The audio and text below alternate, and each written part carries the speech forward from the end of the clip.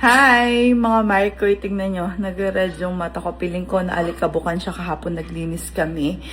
At sobrang sama ng pakiramdam ko ngayong umaga. Nakahiga lang ako. Tapos nag-chat si Ma'am Ces ng Abana Residences, mga Marikoy. May niluto daw siya para sa akin at ipapadala niya. At ito nga yung kare-kare na manok. Ngayon lang ako makakatikim ng kare-kare na manok. Kasi alam niya, bawal ako sa mga karning baboy. At dinamihan niya daw yung gulay kasi nakikita niya nga na mahilig ako sa gulay. Nakakatuwa kasi kinoconsider niya yung mga pwede sa akin. At pinagluto niya talaga ako. Nagkaroon ako ng gana para tumayo kasi gusto ko nang kumain at kakainin ko na to. At syempre yung kanin ko itong konjac zero, shirataki dry rice mga Marikoy. Madali lang naman lutuin ito. Kahit na nagugutom na ako ngayon, kagad makakakain ako kasi lalagyan ko lang siya ng mainit na tubig. So, ayan, nagpainit na ako ng tubig. Maganda din yung ganitong kaliit na pack nila mga Marikoy kasi pwede siyang dalhin kahit saan. At ito yung dinala namin nung nag-Japan kami. Ganyang kadami yung laman niya. Kalahati lang siguro. Or ibubuhos ko na lahat. Ganyan yung texture niya kapag hindi pa luto. Ibubuhos ko na itong mainit na tubig mga Marikoy.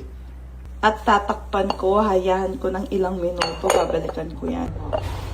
Ayan, okay na yung kanin, napakabilis lang. Napadami siguro yung tubig ko, pero okay lang yan. Mamaya ako nakakainin to hanggang gabi na. Grabe mga Marikoy. Siyempre unang kukunin ko itong gulay. Ayan yung konjac rice. Ang nagustuhan ko sa kanin na to, hindi siya lasang plastic. Para lang siyang normal rice. Tapos wala pa itong sugar. Tignan nyo naman yung itsura ng buntis. May dinadamdam.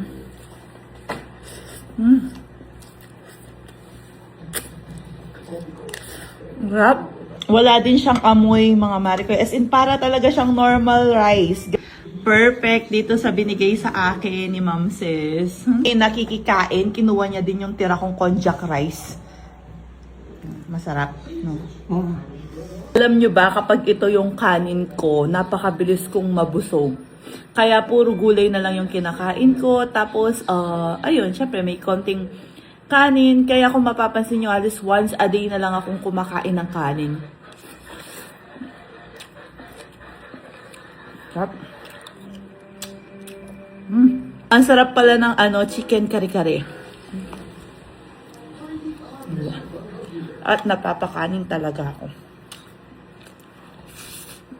Ito talaga yung kanin na hindi ka magigilty kahit na magkanin ka araw-araw.